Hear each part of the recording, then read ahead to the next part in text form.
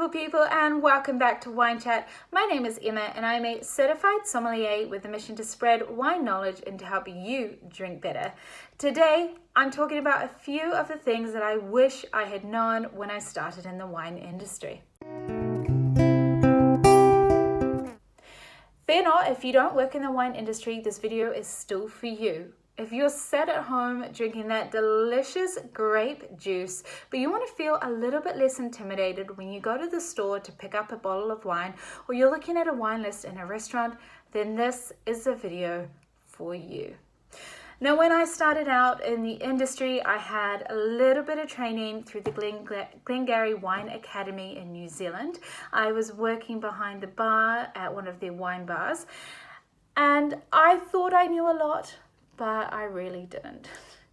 And these are things that I wish somebody had told me rather than just expecting that I knew. So, number one thing that I wish I knew when I started in the wine industry is vintage. In the real world, if something is vintage, it means old, it means used, you might have got it in an antique shop. But in the wine world, vintage literally translates to year. The year in which the grapes were harvested or picked, and the year in which the wine was made.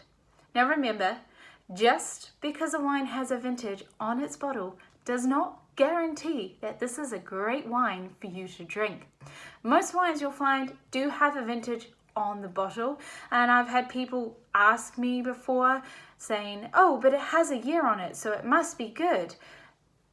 Every single year wine is produced, and every single year that year gets put onto a bottle. Just because there's a year on it doesn't guarantee anything except that the grapes were harvested and the wine was made within that year.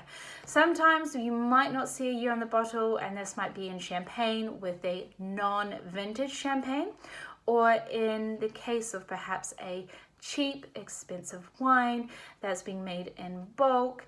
I have seen these in the shop, and I don't think these are the wines that you need to be drinking. Number two of the things that I wish I had known when I started in the wine industry is the word OffDry. And what does it mean? This is a bit of a confusing one because it has the word dry in the title, but literally it means that the wine is going to be semi-sweet, not dry. If you want a dry wine, ask for a bone dry wine or a wine with no residual sugar. If someone tries to give you an off-dry wine, like I did to some guests when I was starting out in the industry, but I convinced them that it was just the concentration of the grapes and the body within the wine that was the sweetness, not the actual residual sugar. Oh well, I know better now. But literally, don't go for a off-dry wine if you don't want something that's semi-sweet. In champagne, extra dry literally is going to mean that there's 12 to 17 grams of residual sugar per litre. So this is a champagne that you'd want to drink with dessert. Not that it's bad, it's absolutely delicious, and I'd have it every day if I could. But if you're looking for a dry style of champagne or sparkling wine, ask for a Brut or perhaps like a Brut Nature or Zero Dosage, so something that has no residual sugar in it. Number three is that medals don't mean anything. A good friend of mine in the wine industry recently put this in a really good way, which I am going to share with you. She said, remember when you were in primary school or you were little and you basically got a gold star for everything and it was given to everyone? Yeah. Wine medals are like that. Literally, if there is a medal on the bottle, it means that the wine is drinkable.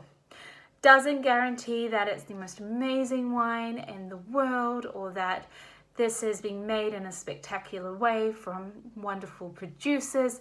It literally just means that it's drinkable. You look at the massive wine competitions where the people who judge the wine, the judges try hundreds and hundreds of wine. They sit, they swirl, they spit, they judge. And when you're drinking the wine at home, it's not going to be an environment like that. And wine, I truly believe, changes from environment to environment.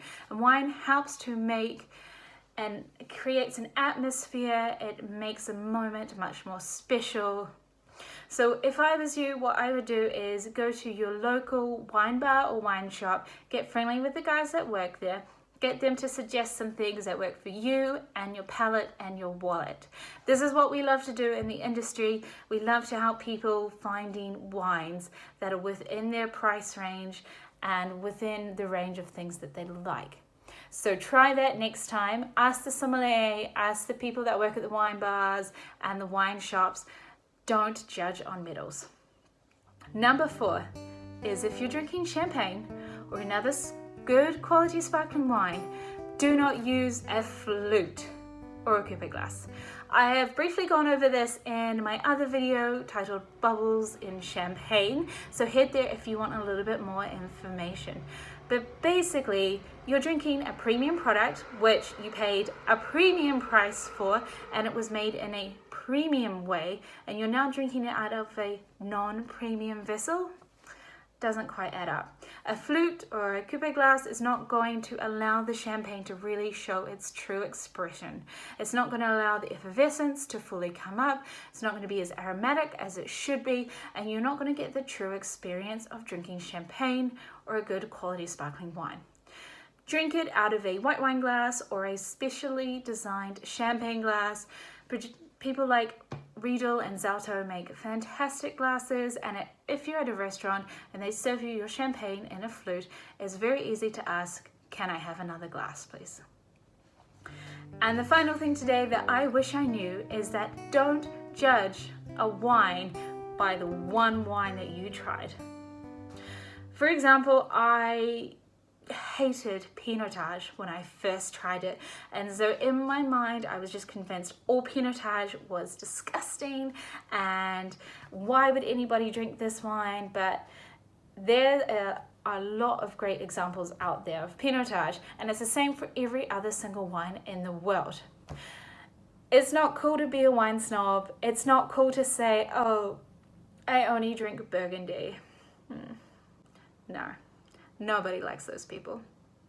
Try wines from all different regions. There are thousands of producers making wines in heaps of different ways with thousands of different grapes. Just because you've tried a wine from one country and you didn't like it doesn't mean you're not going to like all the other wines. So give everything a chance. But that is all from me today, guys. Let me know if there's anything else that you wish you knew about the wine industry when you were starting out. Or if you are a non-wine industry person sitting at home and there's something you wish you know, let me know in the comments below. Anyway, team, until next time, remember, drink better, be better.